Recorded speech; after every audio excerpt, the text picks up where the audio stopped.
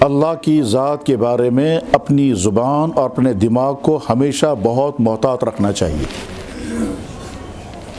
اللہ کے ذات عالی کے متعلق اپنی زبان اور اپنے دماغ کو بہت محتاط رکھنا چاہیے۔ ایسا نہ ہو کہ ہمارے دماغ میں یا ہماری زبان پر اللہ کے ذات عالی کے متعلق کوئی غلط تصور یا غلط بات زبان پر آئے۔ اور یہ بات اس لیے کہی جا رہی ہے کہ اس بات کا ہمیشہ خطرہ رہتا ہے کہ آدمی کے دماغ میں اللہ کے ذات کے بارے میں اور آدمی کی زبان پر اللہ کے ذات کے بارے میں غلط بات آئے۔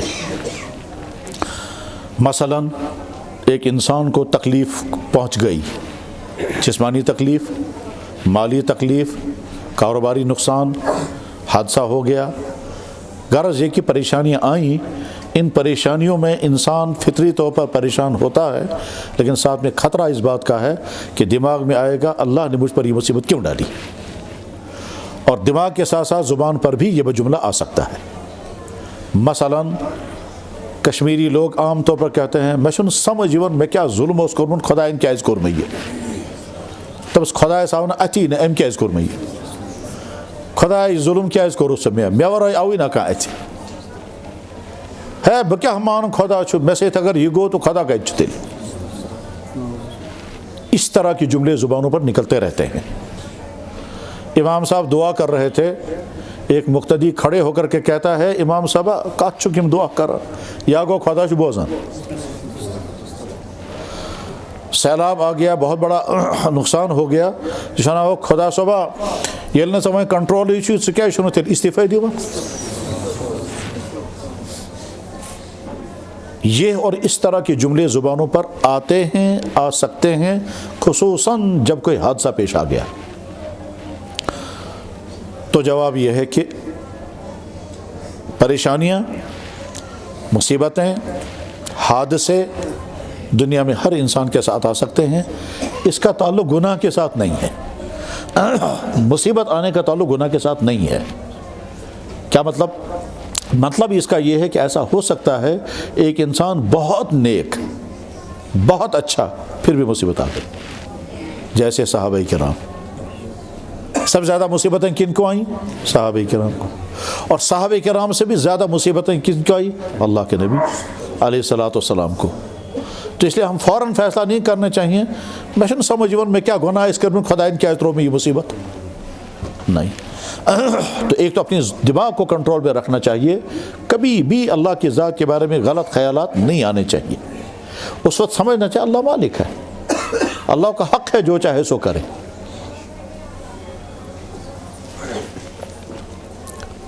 آپ اپنے پارک میں قسم قسم کے پھول لگاتے ہیں، ٹھیک ہے، ان پھولوں کے ساتھ بہت اچھے اچھے قسم کے پلانٹس لگاتے ہیں، اور آپ کبھی ڈیسائیڈ کرتے ہیں یہ پلانٹ ہم کاٹ دیں گے، اس کی کٹائی کریں گے، ایور گرین کو ایسے بنائیں گے۔ اگر وہ ایور گرین کرے گا میں کیا ظلم کر سکیا میں کٹائی کرا جب کہ میں مالک ہوں، آپ کون ہیں؟ آپ کے گھر میں مرغے ہیں، آپ جس مرغے کو چاہے جس دن چاہیں ذبح کریں، کیوں کر رہے ہیں کہ ہم مالک ہیں۔ آپ کے گھر میں گائے ہے، وہ گائے بہت آرام کے ساتھ رہ رہی ہے، آپ نے ڈیسائیڈ کیا یہ کروں قربان، یہ گائے کہہ سکتی ہے یار بکیز مارکس، ہم مالک ہیں۔ تو جیسے ہم اپنی چیزوں کے مالک ہیں اور جو چاہے ہم فیصلے کر سکتے ہیں اور کسی کو اعتراض کرنے کا حق نہیں ہے، اللہ بھی تو ہمارا مالک ہے۔ ایک نمبر دو، اللہ کبھی ظلم نہیں کرتے، ان اللہ لا یظلم الناس شیئا، اللہ کسی انسان پر ظلم نہیں کرتے۔ لیکن جب کسی انسان پر مصیبت آتی ہے تو اس مصیبت میں دو مقصد ہوتے ہیں۔ ایک مقصد ہوتا ہے میں بندے کا امتحان کروں گا، آج تک یہ آرام کے ساتھ رہ رہا تھا اور میون خدا بڑ رحیم کوتا مہربانی کرتم، اب میں تھوڑی مصیبت ڈال کے دیکھوں گا پتہ کیا بنی۔ تو کبھی امتحان ڈالتے ہیں اللہ، وَلَا نَبْلُوَنَّكُمْ بِشَيْءٍ مِّنَ الْخَوْفِ، میں ضرور تمہیں آزماؤں گا، خوف، پریشانی، نقصان، بھوک، بیماری، حادثہ، میں دیکھوں گا صبر کرو گے کہ بے صبری کرو گے۔ اگر تم نے صبر کیا تو اللہ فرماتے ہیں بشر الصابرین، میری طرف سے خوشخبری ہو ان کو جن کو میں نے مصیبت ڈالی اور پھر صبر کیا۔ اللہ اکبر، اللہ اکبر۔ مجھے عجیب دعا یاد آ گئی۔ اللہ اکبر۔ جناب رسول اللہ صلی اللہ علیہ وسلم نے دعا کی، یا اللہ آپ نے مجھ پر مصیبت ڈالی تاکہ میں صبر کروں۔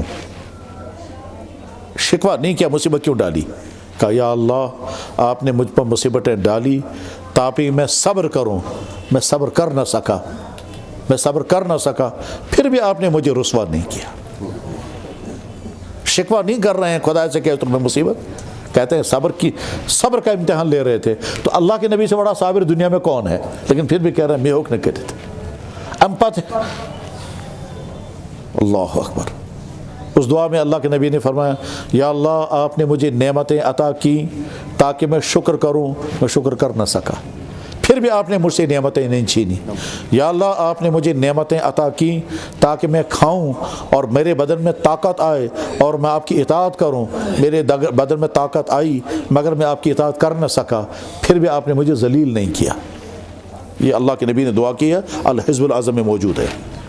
تو خیر میں یہ عرض کر رہا تھا کہ جب خدا نہ خواستہ مصیبت کبھی آئے اور ذہناً تیار رہنا ہے، کبھی نہ کبھی کوئی نہ کوئی مصیبت ضرور آئے گی، صحت کے اعتبار سے، مالیات کے اعتبار سے، گھر کے اعتبار سے۔ ہو سکتا ہے آپ کو پریشانیاں آئیں والدین کی طرف سے، بیوی بچوں کی طرف سے، پڑوسیوں کی طرف سے، رشتہ داروں کی طرف سے، دفتر کے ملازموں کی طرف سے، افسر کی طرف سے، کسی اور کی طرف سے، کسی اور کی طرف سے مصیبتیں آ سکتی ہیں۔ اس وقت مصیبت کا مقابلہ کرتے کرتے دماغ یا زبان سے اللہ کے متعلق غلط کمنٹس بات مت کرنا۔ ایک صحابی کا نام ہے خباب ابن ارت رضی اللہ تعالیٰ عنہ، ان کو پیٹ میں تکلیف تھی۔ یہ پیٹ کی تکلیف کیا تھی واللہ عالم، لیکن تھی اور ساری زندگی یہ تکلیف رہی۔ بار بار اللہ کے نبی علیہ السلام کی خدمت میں آ کر کہتے تھے یا رسول اللہ مجھے اجازت دے میں خودکشی کر لوں، بار بار مجھے اجازت دے میں خودکشی کروں گا، اب نہیں برداشت ہوتی ہے تکلیف۔ بخاری میں بھی حدیث ہے، ترمذی میں حدیث، یہ تمام کتابوں میں ہے کہ خباب ابن ارت نے حضور سے درخواست کی یا رسول اللہ مجھے اجازت دیں، میں تکلیف بہت زیادہ ہے، میں برداشت نہیں کر سکتا، میں خودکشی کروں گا۔ اللہ کے نبی علیہ السلام نے سختی سے منع کیا، ہرگز نہیں، ہرگز نہیں، ہرگز نہیں۔ ٹھیک، اس کو چونکہ بہت تکلیف تھی، صحابہ نے تصور تو کری تو کوتا تکلیف ایسے سخت تکلیف تھی۔ اس تکلیف میں ان کو کسی نے بتایا کہ آپ کا علاج یہ ہے کہ آپ لوہا گرم کر کے پیٹ میں لگاؤ۔ تو شستر لوہا راڑیں گرم کر کر کے پیٹ میں لگائی اور سارا پیٹ جلا دیا، مگر تکلیف دور نہیں ہوئی۔